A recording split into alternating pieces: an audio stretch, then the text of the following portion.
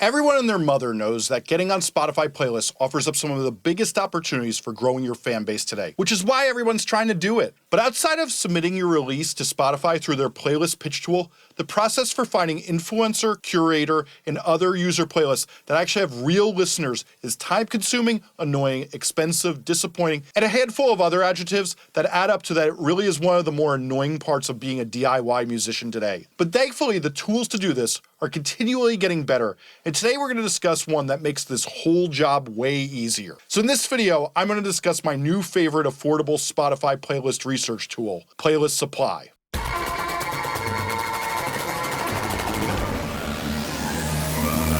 Hi, I'm Jesse Cannon, a music marketing nerd who's teaching musicians how to grow their fan base from 0 to 10,000 fans, and this is Musformation. So one of the reasons I'm always droning on about Spotify is what I like to call algorithmic promotion, which is one of the pillars to how you build a fan base. It's one of your best opportunities for having a huge growth in your fan base for very little effort. The most important tool in the box of algorithmic promotions is, of course, submitting to Spotify through their playlist pitch tool. If you want to learn more about that, along with a pitch that actually gets you on big playlists, I have a video on that that's linked on the screen now or in the description below.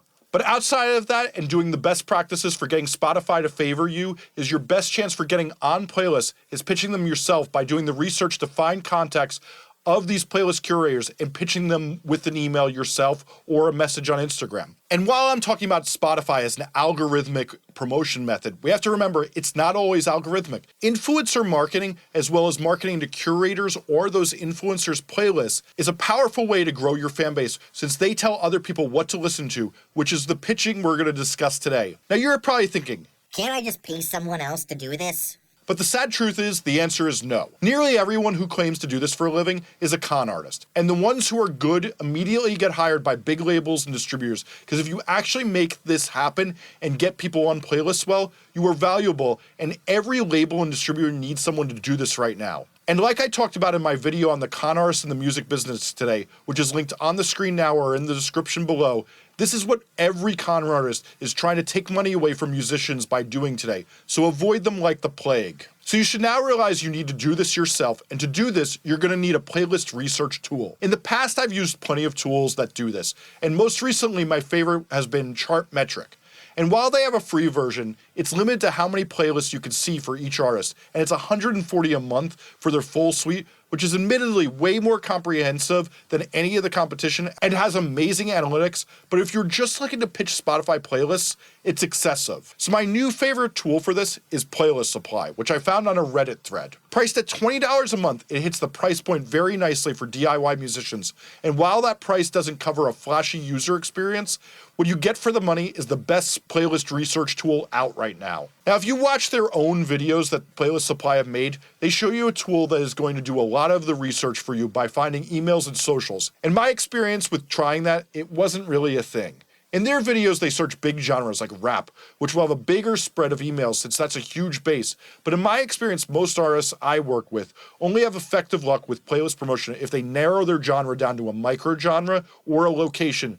So in this demonstration, I'm going to focus on some niche genres. And while I should say, while they may not do all the work for you of finding every playlist email or social tags, doing reverse image searches with tools like TinEye and searching the person's name on social media or Google can often get you a contact. What really is the power of Playlist Supply is it easily shows you playlists with tons of sorting criteria that you can then do the research with so you can get on these playlists, and as I will show you, it's easy to find the engaged curators in your genre you should be following so you can keep your finger on the pulse of your community so you can get to know who you should be promoting yourself with more effectively. If you don't know what I mean by keeping track of your community, watch my video on how to find community that's linked on the screen now or in the description below. Okay, let's get on with this demo. So this is the interface here. So you first have these choices if you want to do a social search, an email, an Instagram, a Twitter, or similar artist. So all these can narrow down what you're going to get for results. So I start with nothing, and I'll use this for a genre search. So I want to do some diverse genres to really test this out. So let's try hyperpop first. So one of the useful things you can do is sort it by followers. And we, of course, want to do that with what is biggest. So you can see descriptions here. You can see the owner, which a bunch of these are Spotify, as you can see. You can see whether they're public or not, because obviously you want to pitch to public playlists, otherwise they don't have followers on them. And then you want to see how many tracks they're having. Now, I don't find that to be as important, and here's one of the fun things. I see this and I'm like, ooh, I might want to follow that. And I didn't know about it. Oh yeah, that's for me. And that's part of the fun of doing this too, is you see these descriptions, and for your genre, this is how you get to know a lot of the other artists that you're going to reach out to and collaborate and do things with at times. So, but I want to do most of this and make my life easy, so I want to sort now by email and see if I can find only people with the email. So sure enough, there's only a few with the email there, so that doesn't make my job very easy. So let's try social instead. And there's another thing you need to be careful of. You need to make sure that the arrow's pointing down so you can see that. So with the social, there's only a few. So hyperpop's a pretty niche genre. So let's try death metal.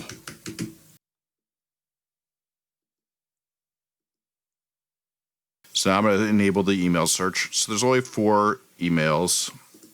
How about social? Only 3. Not so great. So let's try another one. Let's try dark wave. So we only have 1 email and 2 social tags. So that is, yet again, not very helpful. So far, I don't feel like this is the most helpful part of it. But let's try some messing around with some similar artists. So let's put in 100 gex.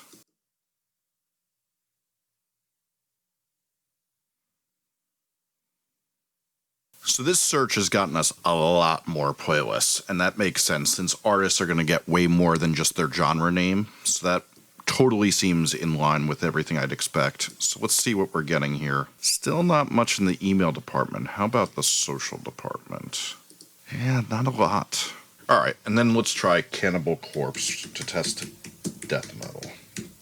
So for this, we got a few emails yet again and a few socials, but really not that much yet again. Much better, though, of any search we've done so far. What this is telling us is the similar artist is the best field to mine. So this one also only has a few, only 1 email.